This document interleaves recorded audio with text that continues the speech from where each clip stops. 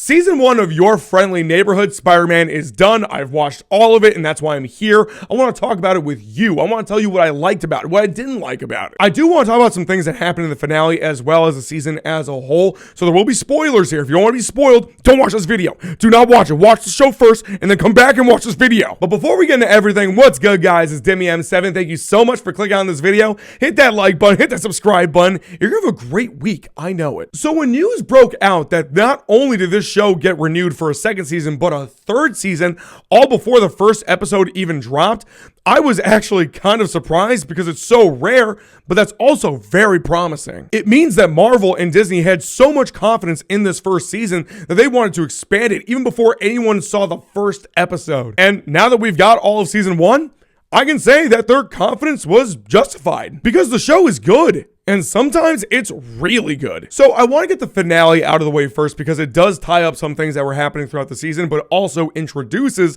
a lot of things that we could expect for the next one. First and foremost, I love the idea that the way Peter gets his powers in the first place is because of Peter. Yeah, it turns out it's this whole time traveling thing where Doctor Strange and this symbiote thing go back to the past where a spider kind of dangles out from that portal. And I'll get to that in a second. But again, it's really cool that it was all just this big time traveling thing that ended up getting Peter his powers in the first place. But I will say I'm a little bit confused about it because the way that this spider gets the powers in the first place is because Norman Osborn injects it with Spider-Man's DNA. I guess his plan is to recreate more spider people, but he wouldn't have had that DNA if it wasn't for Spider-Man. But Spider-Man was also the reason that the spider had the Spider-Man powers in the first place.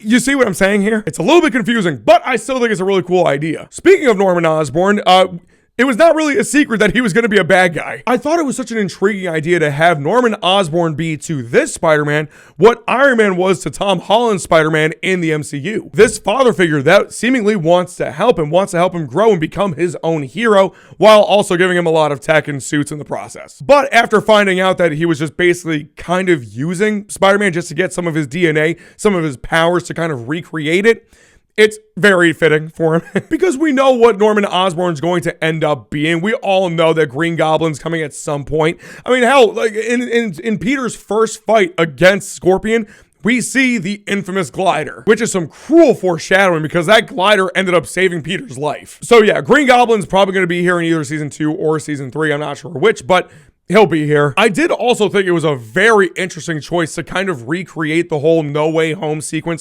where Tom Holland Spider-Man is about to kill Green Goblin, but then Tobey kind of comes in to stop him. That kind of happens in the second to last episode. Spider-Man is fighting Scorpion. He gets really mad. He's starting to think back to what Norman Osborn was telling him about having people fear him and having people respect him. And so he just wants to end all of it and never let Scorpion hurt anyone again. But instead of another Spider-Man stopping him, it ends up being Tombstone. Which, by the way, Tombstone was easily the most compelling character in this entire show right now. Because initially, when we see trailers and stuff, you would have probably thought that he would have been sort of like a Flash Thompson type of character, being a bully and mean to Peter. But no, Lonnie is actually really cool, really smart, a great family man, a great boyfriend. He's just a great dude. Which made it really sad that his little brother ended up being the reason he turned to a life of crime in the first place. And he was so noble too. He literally switched places with his brother so his little brother could get out of that life. And as the season went along, there were multiple opportunities where Tombstone could have left, where he could have been done with that sort of life, but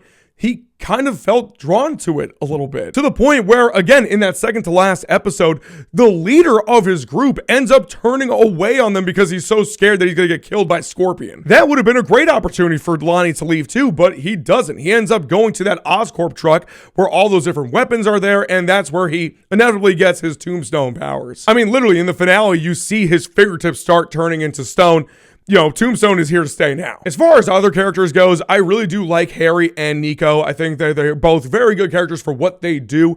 Peter and Harry have this relationship now where, Harry is his man in the chair, and Nico is just Peter's best friend that genuinely cares about him. As far as what's going to happen between Harry and Nico, we'll see. I thought it was kind of cool that something was sprouting there, but teach their own. I do want to talk about Aunt May a little bit because I do wish we saw more of her with Peter. The one moment that completely stands out to me when it comes to her character was when Peter comes back from the hospital and they have that conversation together. It's very heartfelt and it's great. Aside from that, most of their interactions is just kind of like in passing or watching a show or when she's cooking or something. I just would have liked to see more of this Aunt May, especially because in the finale, we see her go and talk to none other than Mr. Parker himself. Yeah, talk about a plot twist.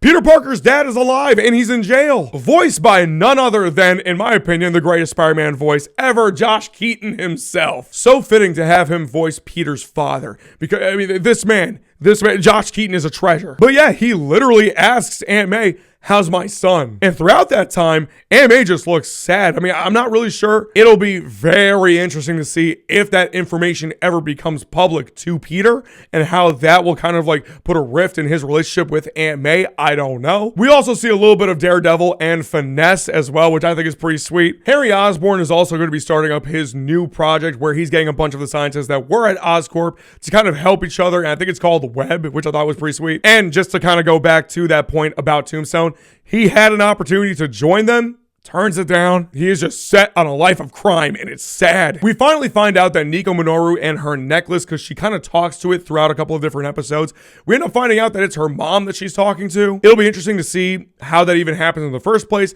what she's really doing. And then, of course, we can't talk about Your Friendly Neighborhood Spider-Man without talking about Spider-Man. And I like this Peter Parker. I like this version of Peter Parker / Spider-Man. But I don't love him because I think he's just too one note right now. I think right now this version of Peter Parker is just too goody two shoes, very nice, very friendly. We don't really see a lot of layers or duality in his character. And I'm sure we will once we get to the Venom arc, the Venom saga, this entire thing, because we do see a very small piece of the symbiote ending up in Oscorp with Norman Osborn. But right now, this Peter just feels like a very one note type of character, which is fine. He's good for what it is, but I just would have liked to see a little bit more layers to the guy. Overall, I think what the show did really well was have these established relationships with these characters, the rifts between them or the potential rifts between them. The action sequences were very nice. And of course, there's a lot of intriguing stuff at play that we're going to see in the next couple of seasons. Now, I'm not going to sit here and tell you this is the greatest Spider-Man show ever made. Not yet, not even close. I think it's only fair to let this thing ride out for the next couple of seasons that it has, and then we can come to a conclusion as to where this thing actually ranks. But as it stands right now, it's a very good show. I mean, I think anyone that doesn't know much about Peter Parker or Spider-Man as a character should really try watching the show. It does enough things well to keep you entertained, to keep you locked in for the next week. Overall, with season 1, I'm going to give it an 8. I'm going to give it a solid 8 out of 10. Please let me know in the comments what you thought about the show. Let's talk about it. And until next time, peace.